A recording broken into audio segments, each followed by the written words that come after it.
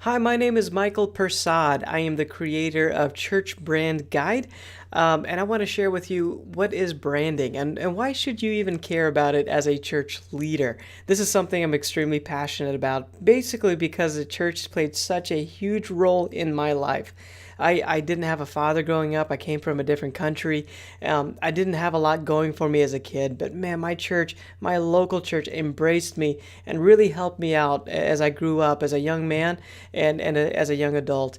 So I want to give that back. My background is in graphic design, in communication design, and in creating brands for different companies. Now I'm using that through Church Brand Guide to help churches understand the power of branding so that they can reach more people with the gospel. This is some of the brands that we've created. This is Crossroads Church, awesome church out in California, diverse background. We wanted to show that diversity and in the idea that they do ministry in groups, and that's kind of what this branding is all about. This is Strong Tower Church out in Washington D.C. area. Man, I tell you what, they have a strong culture of just teaching and discipleship, and that's what this brand represents. Being in the nation's capital, that plays a part of it as well. This church, New Tribe Church, is in the Nashville area, and they're reaching a younger demographic. That's these artists and musicians, and this brand is representing that. It kind of looks like a badge, so it represents well for that demographic. This is Life Mission Church out in Olathe, Kansas. They're all about reaching into the world, multiple missions trips, and supporting missions all over the world. This is Link, a network of churches, a bunch of churches coming together. And so this is a brand we created for them, just showing that idea of coming together. What we found in working with many churches with our agency to help them create branding is that too many churches are perfectly equipped to reach a world that no longer exists. And that's so true in a lot of communities. And we want to change that. If you remember this device, this is a BlackBerry. This was a great device back in the early 2000s, probably 2005. Was a tremendous. Everybody had one of these. That if you were in business, you had one of these devices. But BlackBerry, the company, made a mistake. They started creating a better device, and they were focusing on the wrong thing. Then came along these guys. Apple came along, and Apple is all about serving people that think different. So they develop products in a much more different way. They think about the people behind the products, and as a result of that, they create amazing things. The people is the key. So when you design a brand, your target audience is really what's going to drive your brand and your brand identity. So branding is a way to think about the people that we are trying to serve. And really that's what we're talking about, controlling the perception so that the people that we are good at reaching perceive us in the right way. That way we can be so focused and we can reach people in a much greater way, have a greater impact. I just want to take a moment to unpack what is branding. What is advertising? What is marketing? What are these three things that we all get confused from time to time? So let's take a moment. Branding is perception. It's controlling the perception of who you are. It's defining who you are, who you're called to reach, and then creating a perception around that. Marketing is the experience that people have with your brand. So if you're saying, hey, we're a church that is a community church, then you need to be out in the community. That's the experience that people should have when they come to your church. Or maybe you're saying you're a church that's a welcoming church. That's part of your branding. That's who you want to be. Well, then when people show up to your door, you should have very welcoming people and great signs and to get people around to different parts of the building. It should be a very welcoming place. So the experience is what marketing is. Advertising is the message. It's the messaging that goes out there that's consistent with your brand. So again, once you have your branding in place, you can create your advertising to support that branding. So let's take a look at some of the most valuable brands in the world. And we talked about Apple. They serve people that think different. There's McDonald's. And when you go to McDonald's, you're going to find value. You're going to find quick service. and a consistent experience. No matter where you go in the country or even across the world, you're going to have a very consistent experience, and it's going to come at a low cost, and it's going to be quick. So that's McDonald's brand. That's what they've developed. One of the great brands that I've enjoyed recently as a new dad is Chick-fil-A, because I know if I'm on my own and I have to watch the kids by myself, Chick-fil-A is going to help me out because they add value to the experience. It's not just about the food, it's about how much value they can add. So they're going to bring me the fork that I forgot. They're going to bring me that thing that you can wrap your table in. So when the kids spill stuff, which they will, then it's easy to clean up. Chick-fil-A is a great brand, and it's all about adding value. So the thing about branding is that you have to know your audience, and then you have to serve as their guide. They're trying to be the heroes to their story, and you can serve them by helping them be the hero to their story. You can help that dad that doesn't know what they're doing because they didn't grow up with a dad. You can help them be the hero to their kids, and that you can serve them well by pointing them to Jesus, to the Bible, to the teachings of the Bible, which will help them become the hero that they want to be in their lives. So serve them well, serve as their guide. That's the key to a brand. It's not about this is us, this is who we are, you should come be a part of us. No, it's about we are guiding you so you can be the hero to your story. We have an answer. We know that Jesus Christ is the answer, and we know that we can help you through that answer, through Jesus Christ, become all that you want to be. The most effective churches serve as a guide to help people connect with God and find their purpose. And that's usually through a simple plan. Do you have a simple plan in place? That's what branding is. It's being strategic so you can reach the right people and then provide a simple way for them to connect with God. What does that look like in your church? Do you have a simple way to do that? Can you communicate that well? And a brand is also about taking aim before you take action. How many times have you seen a church, or maybe you're part of a church, that you do something, but you don't know why you've done it? You just maybe saw it somewhere else, and you're like, that might be a great idea. Let's do it. But really, what you need to do is find out who you are, who's your target audience, take aim, and then take action. That way you're good stewards of what God is giving you. You'll be more effective, and you'll see greater impact take place. Matthew 5:16 tells us that we are to be the light of the world. We're supposed to let our good deeds shine before men so that people are drawn to the Father. And that's really what branding is all about. It's about showcasing what God is doing in the church so that other people outside the church can see it and can come and be a part of it, so that God can be lifted up and amazing things can happen in the lives of individuals. We're supposed to shine brightly as the church, bright like a city on a hill. That's what Jesus called us to be. And that's what I believe. That's why I'm passionate about branding. That's what branding does. It helps us to be strategic so that we are the light of the world. So this is another way to put it, just to wrap up. What would people miss if your church did not exist tomorrow? Do you have a good answer for that question? Would people in the community miss your church at all? Would people in the church, what would they miss the most? The people that are in your church right now. Begin to think about those questions and begin to step into this idea of branding, which is being intentional about who you are, who you're called to reach, and how you're able to do that so that you can reach people in a much more effective way in your community. You can have an identity and you can reach people because you're so focused on serving them. It's about serving people. So I want to encourage you, step into the branding process. Learn more about it. Come join me on this journey, and let's create something that's truly remarkable and amazing in your community that people are attracted to and they want to be a part of. If you confuse them, you're gonna lose them. And that's what clarity is all about. It's providing that understanding that people can have so that they want to be a part of what's going on. The Bible says it in Proverbs 18, where there is no vision, the people perish. And in Habakkuk 2, the Bible says to write it down. Write the vision down, make it plain so others may carry it. You know, as a leader, you're limited by the reach that you have. You can only touch so many people. But when you take that vision that God has given you and you write it down, you make it plain, you're able to give it to other people people who can then now touch others. You're able to now be scalable. Instead of adding to the church, you can multiply in the church because now other people can run with it. So I'm going to share with you 3 different statements that are going to help you get clarity towards the church's vision, so it'll help other people to run with it. You'll give them a great perspective so that they want to be a part of what's going on in the church. In 2 Kings, there's a story about Elisha. He's at the end of his life, and the king of Israel has all these armies coming against him, and he doesn't know what to do. So he finds Elisha, and he goes to where Elisha is. And Elisha, speaking for God, told the king to grab some arrows and to fire it out the east window towards Syria, because Syria was one of those armies that was attacking Israel.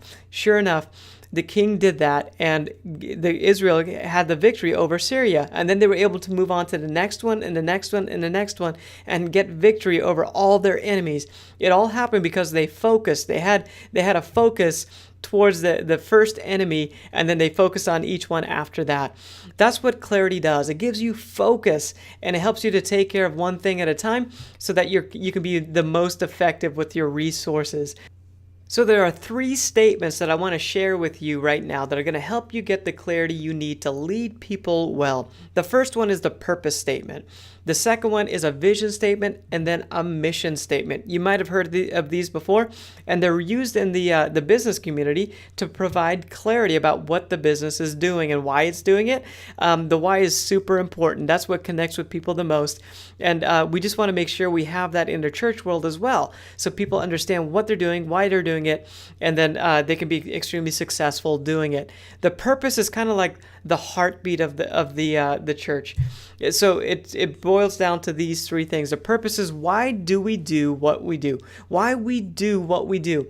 So when you answer that question, you're stating the purpose of the church, and why is extremely important. In fact, that's what connects with the emotional core of people, and that's what becomes more memorable. That's what motivates people. So you want to make sure you have that in place.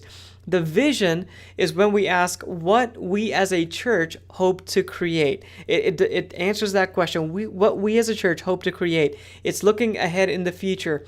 So the purpose is a heartbeat.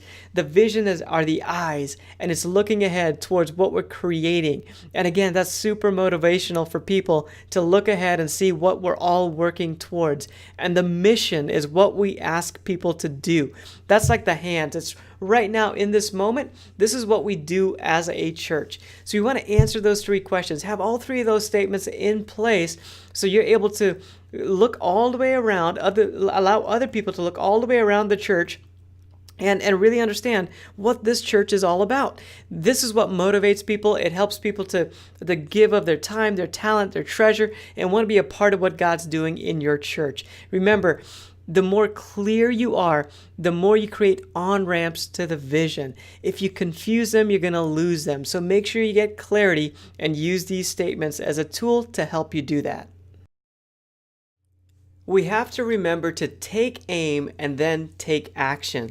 Many times churches will just take action. We'll just do something and hope for the best.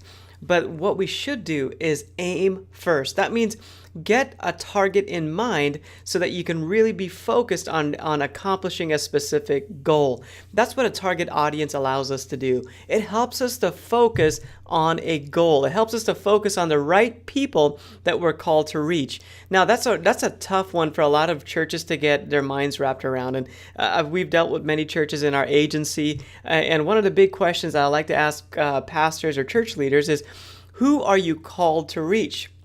And I'll give you a hint. Everyone is not the answer. Basically, we are really good. We're really gifted at reaching certain groups of people.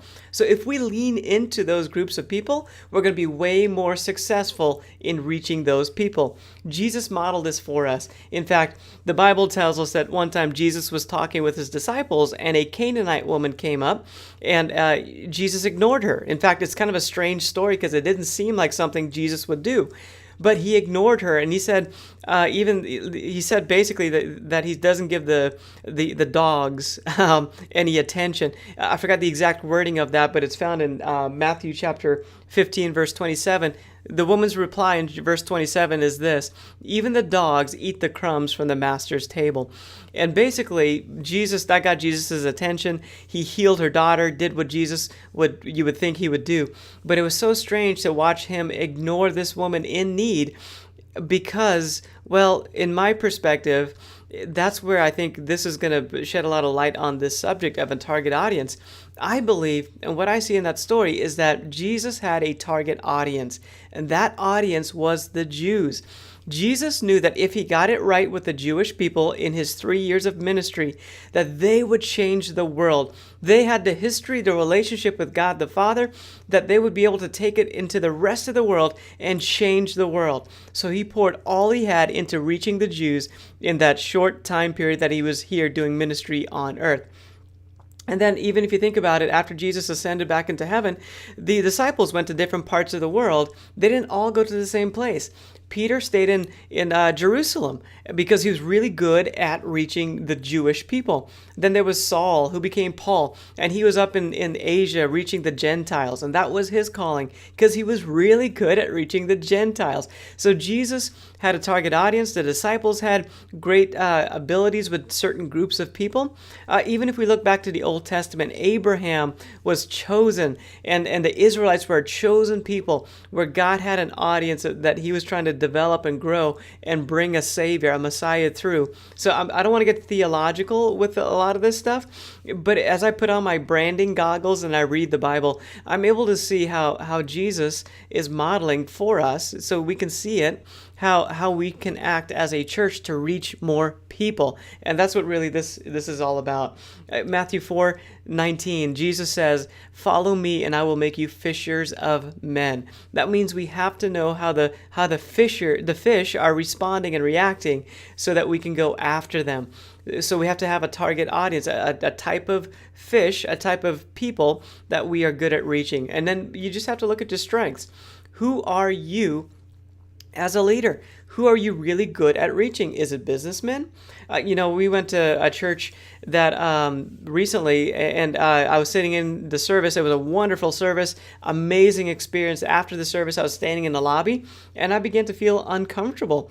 This church is designed for the millennials, like the young millennials in their early 20s, and there were a lot of them in there. In fact, they were doing an amazing job at reaching this group. Well, I'm not in the millennial group, so I began to feel a little bit out of place after a while because I had on a bright blue shirt that was checkered, and all the people in the church that attended there on a regular basis, they'll all like have muted dark colors that are very trendy right now, and without knowing it, I basically was not fitting in, and because I'm kind of into branding, I realized that, and then but basically I had a decision. If that was going to be my church, I would have to change my shirt and come back next week, or I would just keep going to a different church.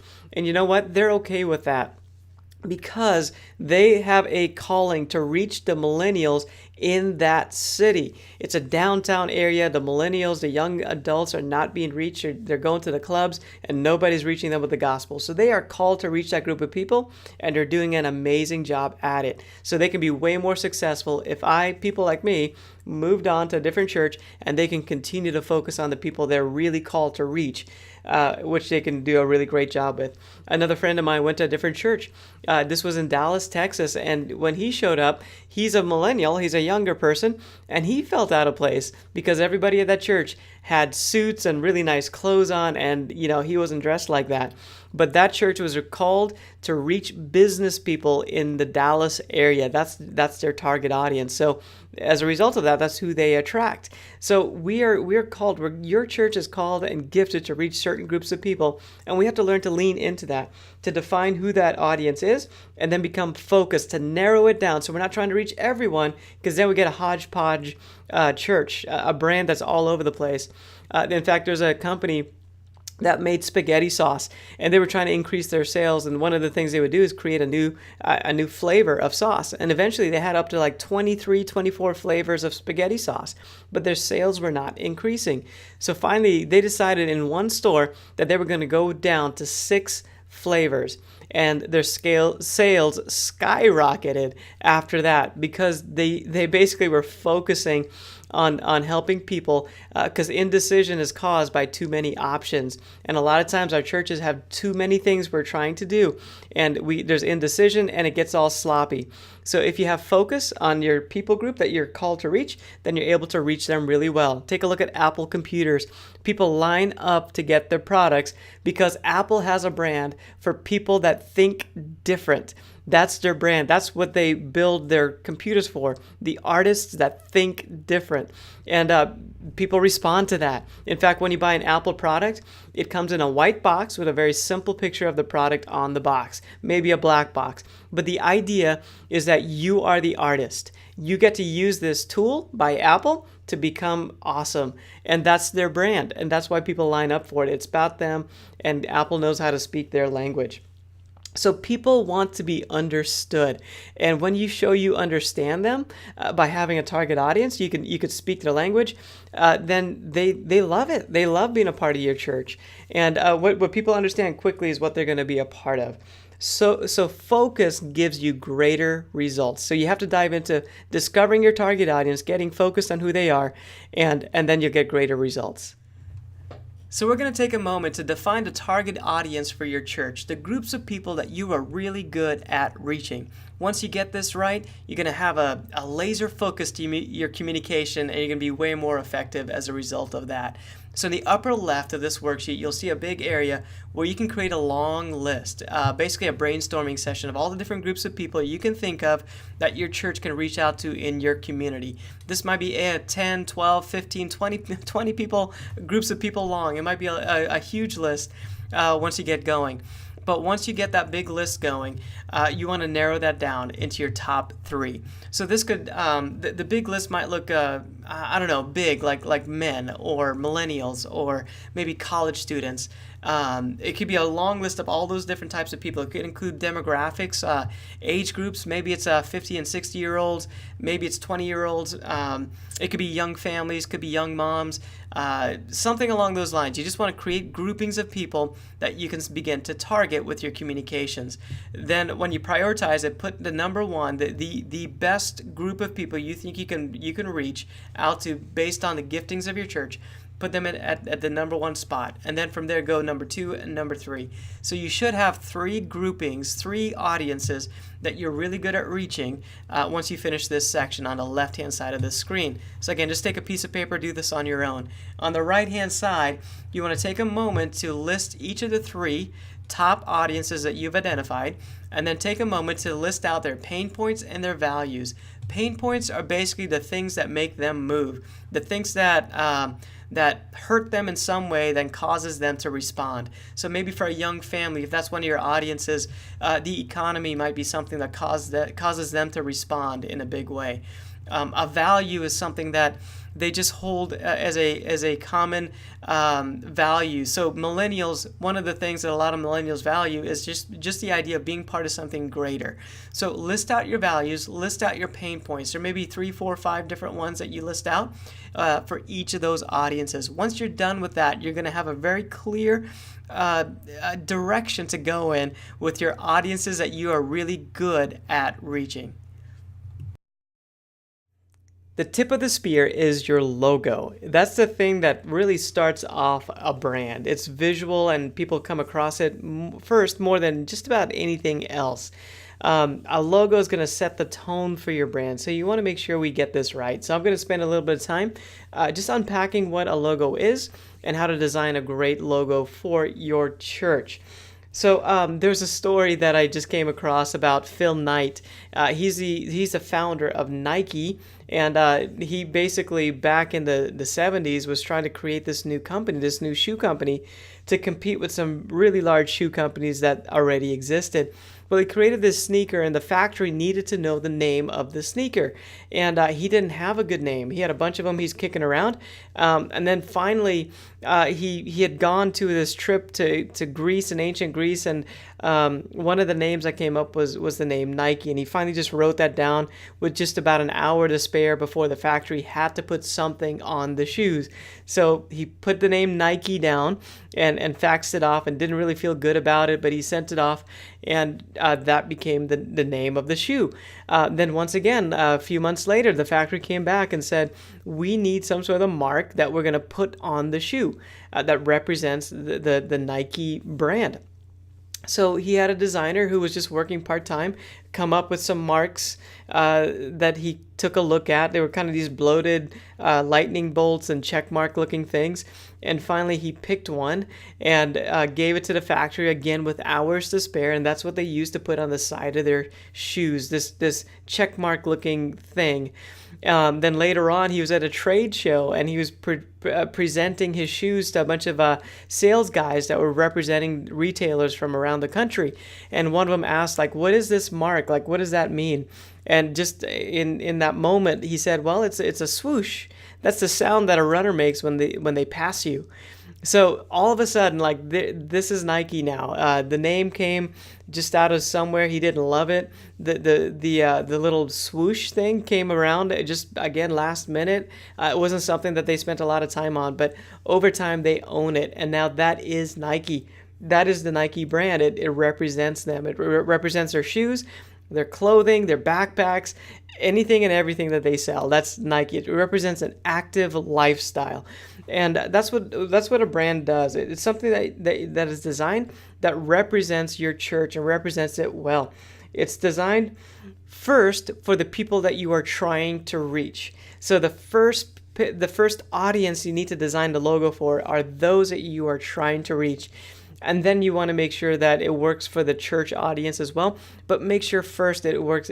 So basically what's going to happen when you design a logo that is everybody in the church is not going to love it. And that's okay.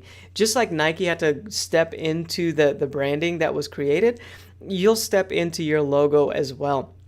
So make sure it just appeals to the people you're trying to reach, and then don't worry too much about those that are already part of your church. We want them to like it, but they may not love it, and that's okay.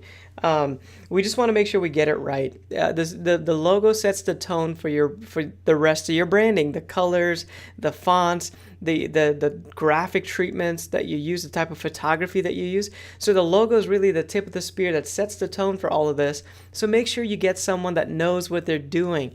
A lot of churches will get a high school kid to throw something together in Photoshop. But you really want to make sure you get this right for your church. Make sure it's a vector design. Make sure the design is simple and very clear so it can be printed on a very tiny space and look great. But it can also be blown up to be huge, maybe the size of a billboard if you wanted to, and it still looks great. So it's got to be very scalable for you. So make sure you get it right. It's about your audience. If I were to create a new product, let's say some toothpaste, and it's just this amazing toothpaste that's going to do amazing things no other toothpaste does what this toothpaste does. It whitens your teeth, it cleans them, it grows your hair, it does amazing things. But if my favorite color is brown and I choose to make the toothpaste brown, that's not going to go over too well with the consumers, the people that are going to buy the toothpaste. It's just going to be hard for them to get past the idea of brown toothpaste. So if I wanted to sell the toothpaste, I would make it something that's more delightful, white and blues and that type of thing. It makes you feel clean, right? So you just have to be conscious about the people you're trying to draw in, because that's what a brand is all about, being intentional to draw people in to be a part of what's going on at your church. And your logo, again, represents that. The logo is going to be unique to your calling. So it'll be a unique design, and it should appeal to the right people. It won't appeal to everyone, but it will appeal to the right people. I want to show you just a few different types of logos to get you up to speed on what a logo is. So first off, we have a symbol or an icon, and there's three of them right there that you probably recognize. It's just a symbol. This is really hard to do. It takes a lot of money to get this, just a symbol to be recognized. The next one is a word mark. So things like Facebook, Nike, Sony, those are just words that are a logo. The font treatment is the logo. That's pretty good. That can take you a long ways for a church. The letter mark is down there where it has like just the initials for the company. So we've got GE and HP, these type of companies that use these letters. And again, that takes a lot of branding effort, a lot of money and time to build that in. To just be known as a couple of letters takes some effort. The next one is a combination mark. This has some sort of a symbol combined with the words that spell out the name of your church or your company in this instance. So Hawaiian Airlines, Adidas, Sprint, they all have these marks that work by itself, but they have it together with the words, so you could use it either way. This is probably the most popular way to design a church logo because it gives you the flexibility of having a mark that you could just put on a t-shirt or a coffee mug, but it gives you another option where you could put everything so people can understand who you are and you don't have to spend as much money trying to build brand recognition because it's right there, it's in the words. The last one is an emblem. An emblem is kind of like a rubber stamp that you would just kind of throw onto different things. This could be very, very effective for churches, mostly trendy churches that are reaching maybe a younger demographic, but it's another good option. So these 5 types of logos will get you going in the right direction. And here's some examples of churches all around the country that are very effective in their branding, and it's a mixture of all these different types of logos.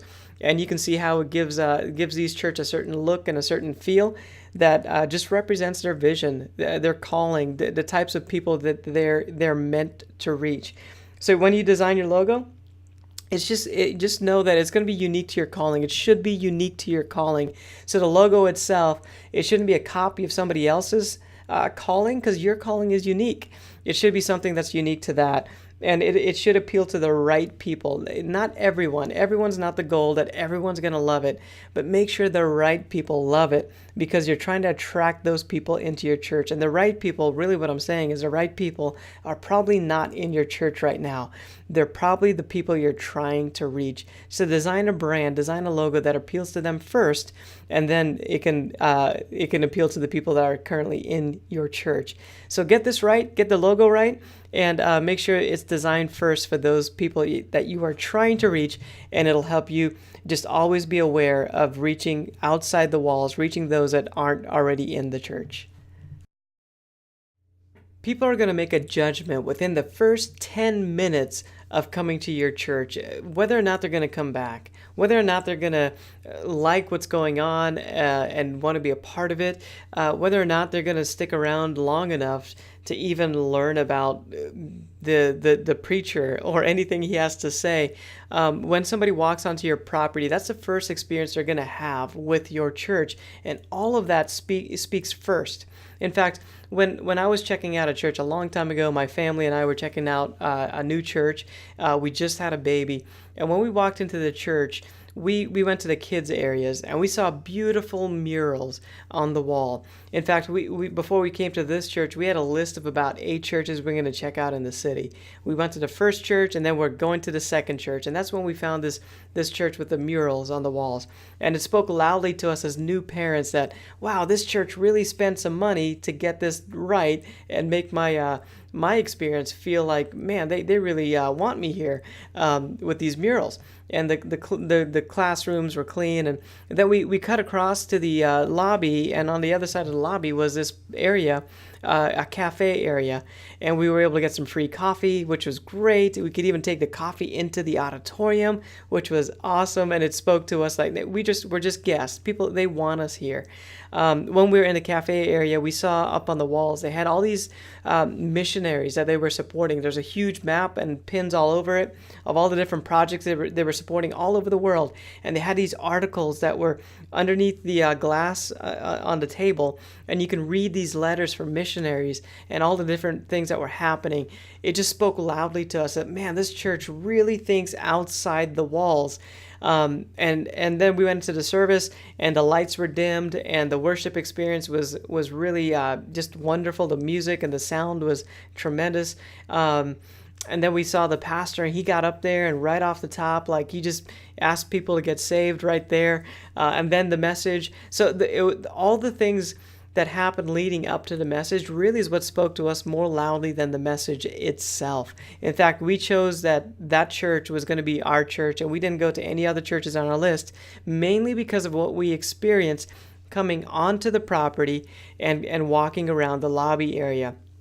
And that's true for a lot of people. They're going to walk onto your church properties and they're going to make decisions. They're going to make judgments before they ever get a chance to meet the pastor, before they ever get a chance to even listen to a sermon. The website's going to get to them first before anything else. The greeters at the front door, the lobby itself, the coffee that you serve or don't serve, all of that speaks more loudly than even a sermon in determining if somebody's going to come to your church and attend your church. So you have to be careful and be mindful of this. In fact, 2 Samuel 16 tells a story of choosing King David, and Samuel is looking at all the boys of the house of Jesse, all the sons of Jesse. And in that story, there's a statement that God spoke, and basically it was this. In chapter 16, verse 7, it says, man looks at the outside and God looks at the heart. There's two statements there that are being said, and they're both equally true. Man looks at the outside, God looks at the heart. And both of those statements are true. Man really does look at the outside. A lot of times in church world, we focus a lot on the heart, and God looks at the heart, and we should. Honestly, we should.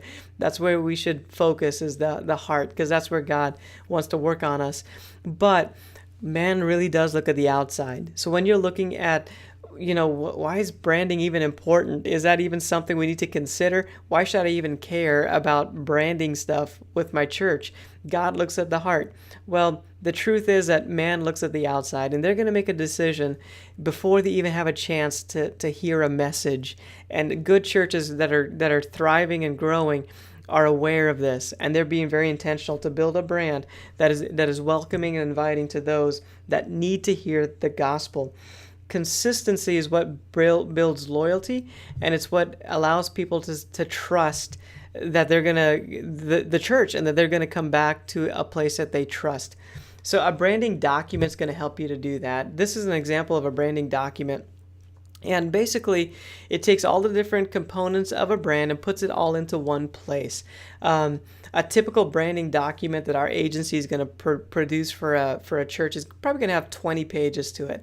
And it'll describe everything from target audience to maybe some language that you can use, the logo and the different ways to use the logo, the colors, the fonts, graphic treatments, photography, videos, signage in the facility. It's going to define how all these things should look and how they should be created so that there's this consistent experience that happens and that takes place over the course of time. And that's what helps to build a brand. It's that consistency. It helps to build trust in your brand. So people, they want to be a part of it. They want to come and they want to invite others to be a part of it because there's this consistency that you present and this trust that's developed as a result of that. And what I want to show you in this document here is that just some of the details where we're defining what the brand is, so that there's a consistency that takes place. You can see the colors have different values to it, so that we can always have the same color no matter what's going on. The font, we're just choosing a few of them, and we're just locking it down. There's a few different ways to use the logo. You can't use it any other way.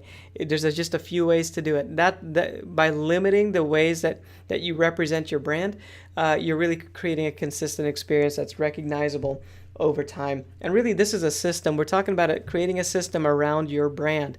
And the thing is that systems are really key to supporting the vision. If you have a great vision that God has given you, you need to support that vision with systems.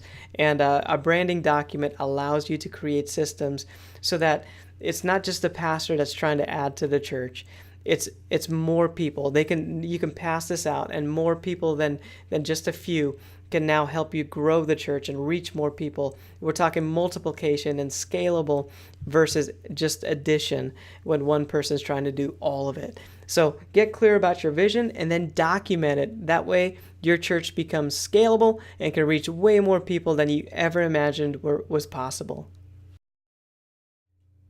Do you have an end goal for the people that come to your church? If somebody were to walk into the front doors of your church, do you have an end result that you want for them? I would encourage you to think about this. What is the end result? And then how do you create a path to help people get there? Basically, how do people win at your church? What does that look like? Winning is very motivational. Winning is something that we all enjoy. We like to watch it, we like to be a part of it.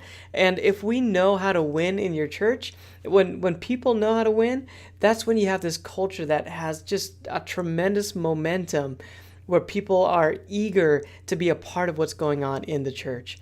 Football is a great sport. I love to watch football. And one of the things about football that I love is seeing everybody working towards the same goal. If you think about it, there's different jobs. There's receivers and linemen and tight ends and running backs and quarterbacks. But when that ball is snapped, everybody's trying to go towards the goal in the same direction. They all have their individual jobs, but they're moving in the same direction. And the thing about football as well is that you're able to call the right plays at the right time.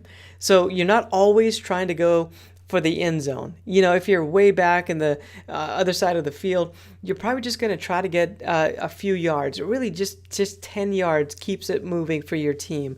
10 yards is all you need. And eventually, that means you're going to score and ultimately you're going to win.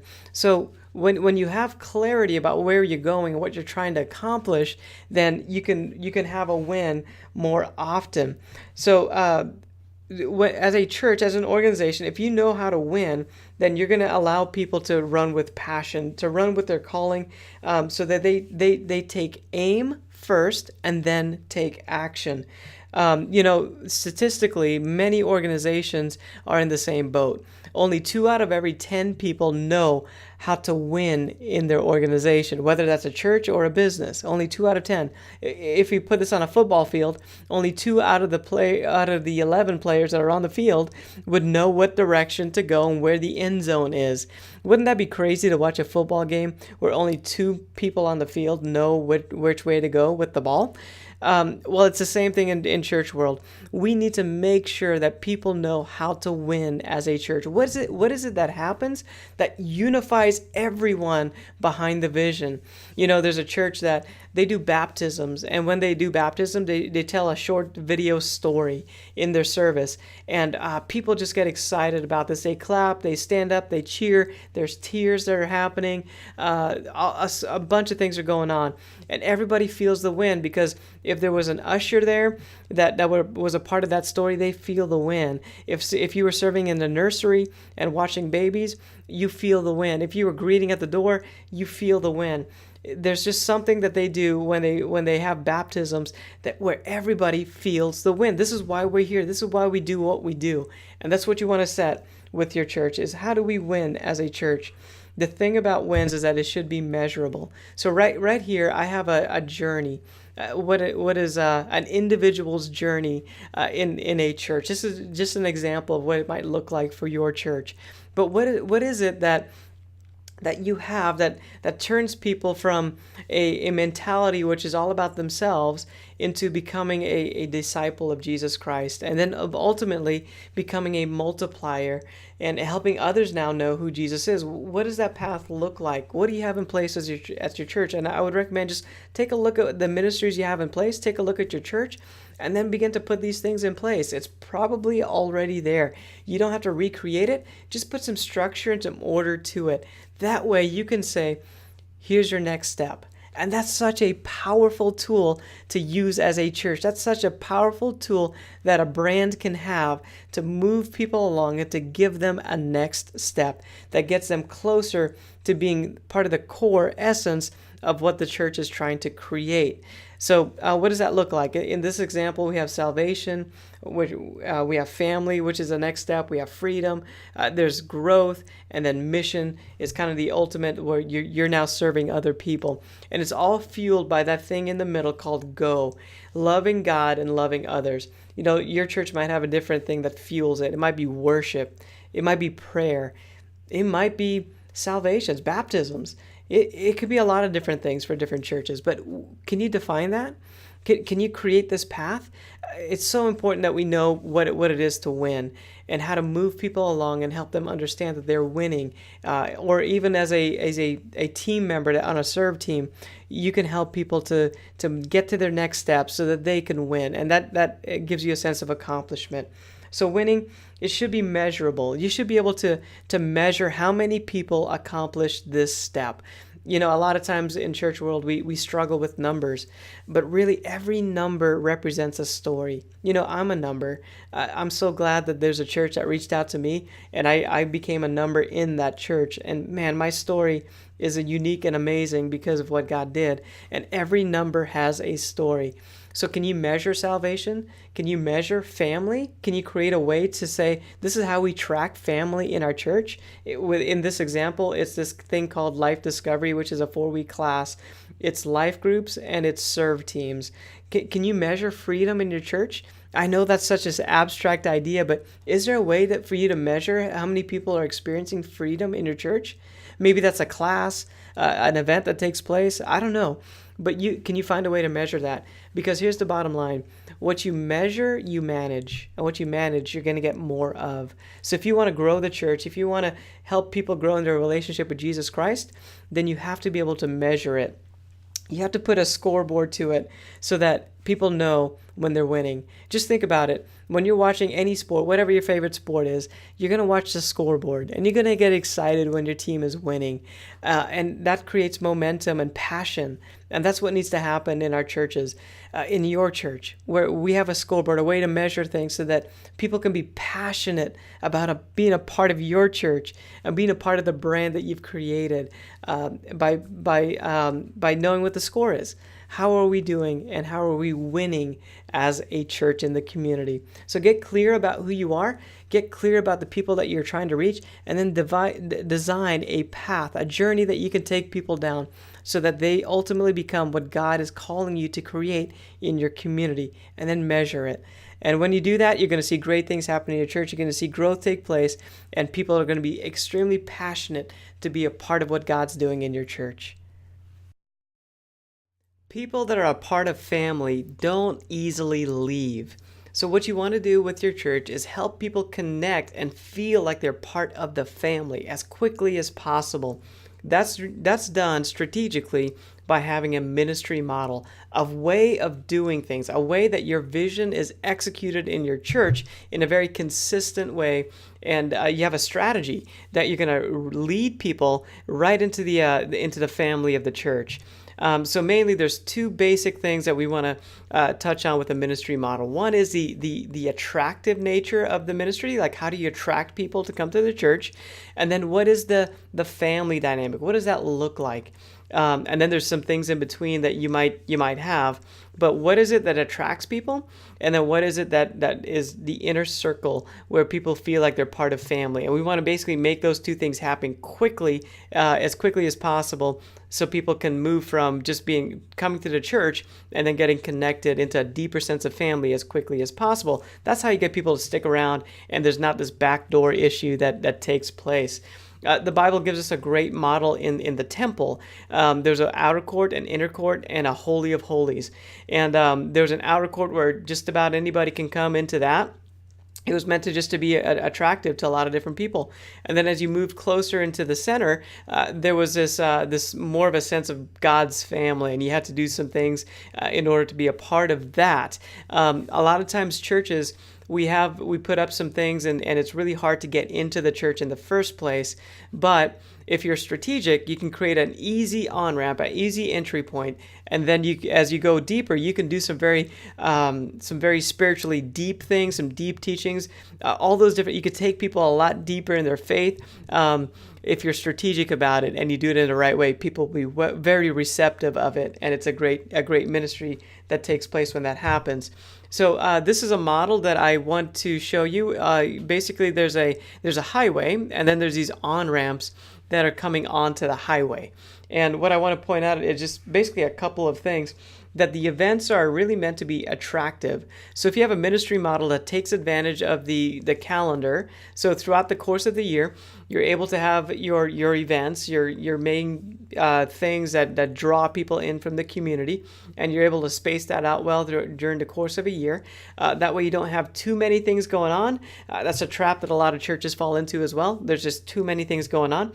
What you want to do is have them spread out just right so that you take advantage of the different times of the year and the resources of the church, so that you do that well and you attract people well. And then you have these on-ramps, and the on-ramps are really designed to flow into the lanes of the church. And the lanes are what we're describing, like that family dynamic where people get connected with each other on multiple occasions.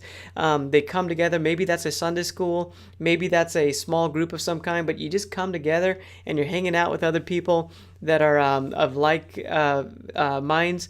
And that could be a serve team. It could be some sort of ongoing Bible study of some kind. But those type of things are really hard to get people to come in for the first time. So the events are really meant for those first time visitors. Events are basically, they're safe places for people to come and feel like they're welcome. The event should be designed in such a way that anybody can come. And there's nothing that's going to be, strange that would happen at the event to scare anybody off. Or you can invite a coworker, and if they know nothing about church or your church, they could feel welcome there. I once had an experience where, man, I went to this great church, but I invited a friend, and something strange happened in the service that I didn't expect, and he didn't understand it.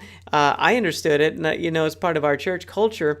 But he didn't understand it, so he never came back. And as a result of that, like, it was awkward afterwards. He worked with me, and we didn't talk like we used to talk. It became awkward. So I never really invited somebody. But how can your events be a safe place where people feel like they know what to expect? And it's good for people to come that don't know about your church. So that's the challenge. Create a model. And then, of course, we want to have ways to drive them deeper into a relationship with Jesus Christ, into the deeper teachings of the Bible. So you need to have call to actions at the events that drive people to their next steps. That's one of the biggest things that churches struggle with, is they put on these great events, but then they forget to drive people to their next steps, to drive them deeper into family. So we want to make sure to always have a very, very clear call to action at the event so people can drive into family. One church we're working with, we had a men's event, and then at the men's event, we were very strategic to say, hey, we have these smaller groups of men that get together on a regular basis that we want you to be a part of. So that was basically the lane where people get into family in the church, with those small groups that meet on a regular basis. So the event was very attractive, had food and games and just a lighthearted atmosphere, and men came together and just had a good time. But then it was driving that message, that call to action at the event home, that allowed a lot of those guys to get connected deeper into family and into the life of the church. So make sure you have a model that allows you to do this, so that you drive people into the deeper sense of family in your church. Be intentional. Don't be a drifter with the church and how you do ministry. Don't just do things just to do things, but have a purpose behind it. That's really how you attract people and how you close the back door. So people come, but then they want to stick around. They want to be a part of what's going on, because there's an intentionality that you have in place to drive people deeper into family. Culture is the feeling that people get that make them say, I like it here. It's that thing it's intangible. You can't touch it, but you know when it's there. You know when it's good, and it makes you feel good. Lives are changed by the way people feel. So it's important to pay attention to culture and creating and building and cultivating the right type of culture that you get when you get clarity. So let me just do a quick reset. Branding is all about clarity. It's all about controlling the perception that people have by being clear about who you are and who you're called to reach. And the result of that is this thing we called culture.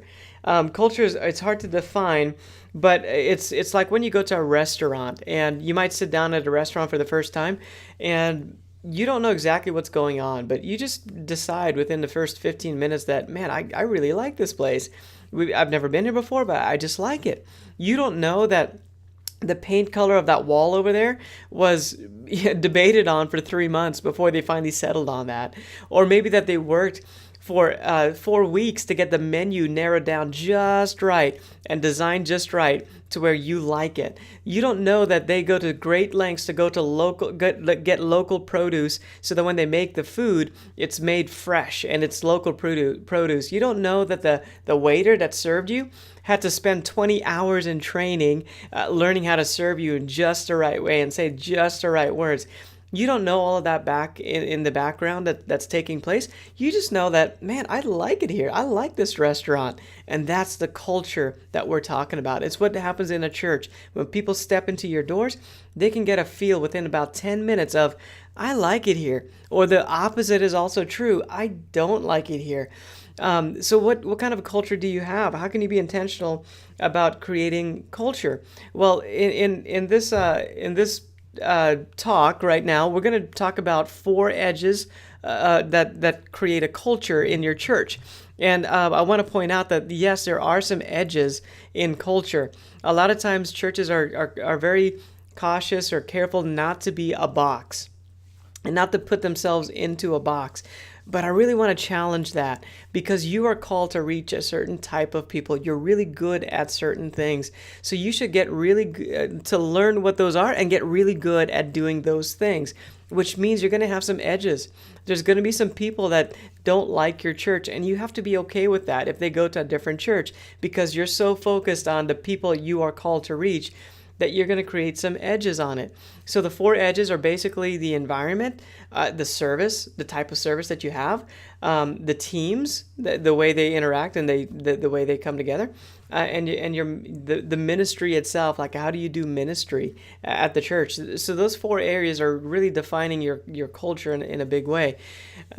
So think of a culture as a honeybee hive. If you think about a honeybee hive, there's all these bees that are busy and they're doing all sorts of things. They're going in, they're going out. They're just, a lot of activity happening. And the byproduct of that activity is honey.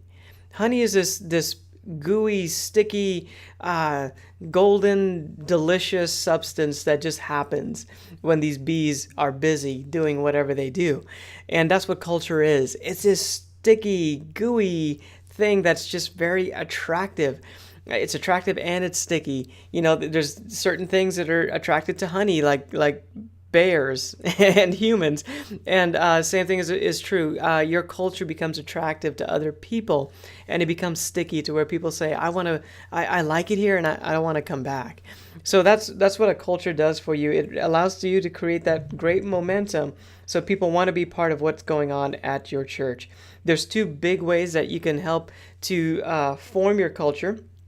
The thing about culture too is that you can't manufacture it. You can only be it.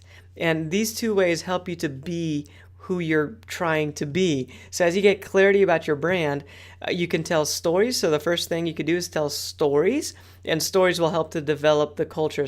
Tell stories of life change that are happening in the way that you are uniquely designed to allow that to happen.